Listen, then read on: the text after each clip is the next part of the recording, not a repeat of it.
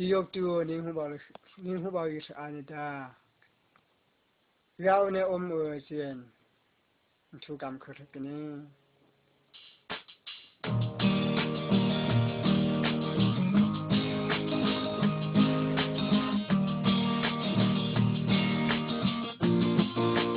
Kom ne atung tumbane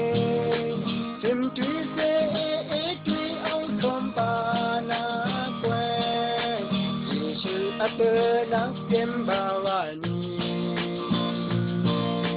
Piyok nung omta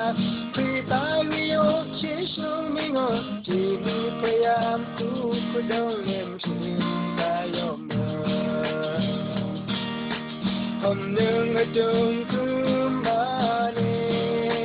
Tim tu se tu ang kompana kwe Yesu apena kembawani Piyok nung omta Pritayo Yesu mingo Jimi payam tu kudong nem tayo Gane amơ Yesu mingwe ye gane amơ Gane amơ Yesu mingwe ye gane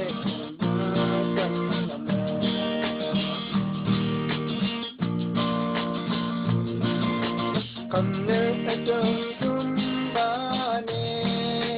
Tim tu se tu ang kompana kwan Yesu apena kembawani Piyok nung omta Pritayo Yesu mingo Jimi payam tu kudong nem tayo Gane amơ Yesu mingon ye gane amơ Gane amơ Yesu mingon ye gane tayo na kwan amơ Gane amơ Yesu mingon ye gane amơ Gane amơ Yesu mingwe tayo na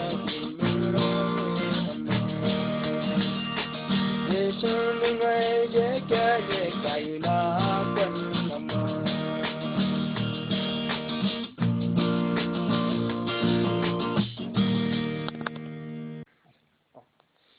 Piyok ning